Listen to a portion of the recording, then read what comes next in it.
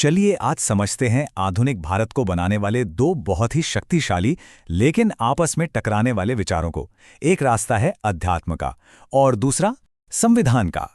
सोचिए, अगर एक देश को बनाना हो तो पहले किसे बदलेंगे, इंसान को या फिर पूरे सिस्टम को?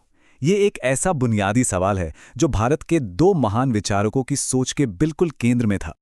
तो आज हम इन्हीं दो अलग अलग रास्तों को देखने वाले हैं जो हमें मिले हैं दो महापुरुषों से, स्वामी विवेकानंद और डॉक्टर बी.आर. अंबेडकर।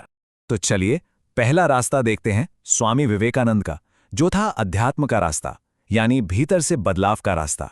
विवेकानंद का जो फलसफा था वो वेदांतिक यूनिवर्सलिज्म पर टिका था। इसका मतलब क्या है? मतलब ये कि हर इंसान के अंदर, हर आत्मा में ईश्वर है और इसीलिए लोगों की सेवा करना ही सबसे बड़ी पूजा है। देखिए, बात सीधी सी है, अगर समाज को बदलना है तो शुरुआत इंसान के अंदर से करनी होगी। तो उनका तरीका क्या था?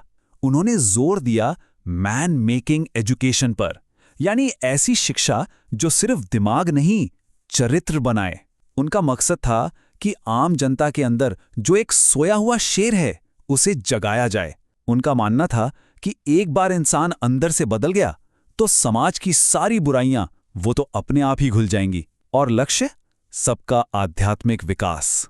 लेकिन गलत मत समझिए, उनका अध्यात्म सिर्फ पूजा पाठ या ध्यान तक नहीं था। नहीं, वो बहुत प्रैक्टिकल थे।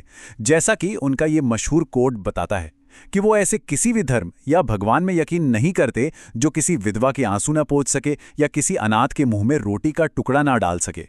अच्छा, ये तो हुआ एक रास्ता।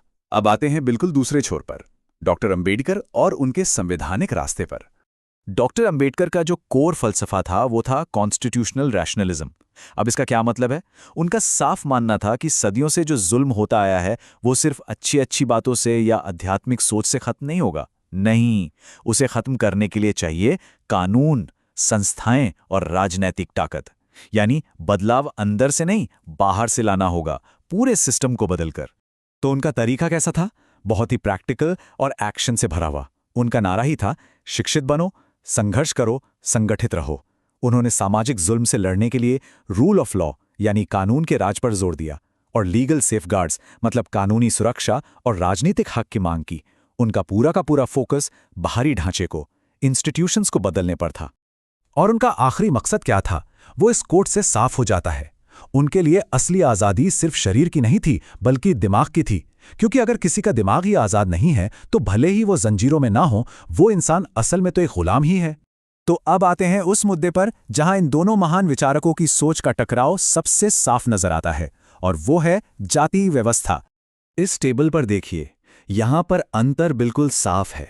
एक तरफ विवेकानंद मानते थे कि असली वर्ण व्यवस्था तो ठीक थी, लेकिन जो आज की जाति व्यवस्था है वो उसका बिगड़ा हुआ रूप है। तो उनका हल क्या था? सुधार। वो चाहते थे कि आध्यात्मिक शिक्षा से समाज के हर इंसान को ब्राह्मणों जैसे ऊंचे आदर्शों तक उठाया जाए। दूसरी तरफ अंबेडकर के लिए जाति व्यवस्था ही सारी प्रॉब्लम की जड़ थी, ग्रेडेड इनइक्वालिटी का एक सिस्टम। और उनका हल सुधार नहीं, क्रांति, जाति का विनाश। अब हम इस चर्चा के एक और भी ज्यादा जटिल हिस्से में जा रहे हैं। यहां हम स्रोत सामग्री में डॉक्टर अंबेडकर की ऐतिहासिक भूमिका पर जो एक आलोचनात्मक नजरिया दिया गया है उस पर बात करेंगे। यहां यह साफ करना बहुत जरूरी है कि जो बातें अब हम देखने जा रहे हैं वो स्रोत सामग्री के क्रिटिकल हिस्टोरिकल एनालिसिस से ली गई हैं। ये एनालिसिस डॉक्टर अंबेडकर की राजनीतिक रणनीतियों और उनके गठबंधनों पर कुछ सवाल खड़े करता है। तो स्रोत सामग्री में कुछ खास दावे किए गए हैं, जैसे ये आरोप कि उन्होंने हिंदू समाज को बांटने के लिए अंग्रेजों का साथ दिया, या फिर 1932 के कम्युनल अवार्ड में उनकी भूमिका जिससे दलितों के लिए एक अलग चुनावी सिस्टम बना। एक और दावा है कि उन्हें संविधान सभा में एंट्री मुस्लिम लीग के सपोर्ट से मिली, और यह भी कि राजनीतिक लॉबिंग के बाद ही उन्हें कानून मंत्री बनाया गया।